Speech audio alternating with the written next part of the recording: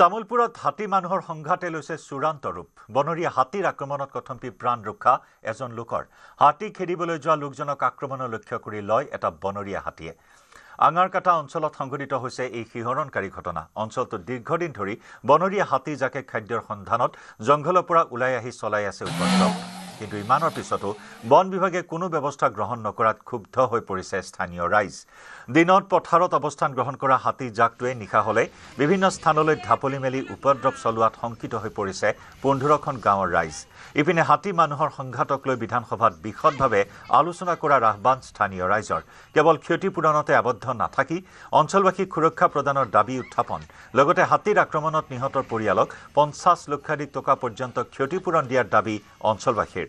সমান্তৰালকৈ অঞ্চলটোত নতুনকৈ গঠন কৰা হৈছে হাতী মানুহৰ সংঘাত নিৰাময় আঞ্চলিক সমিতি।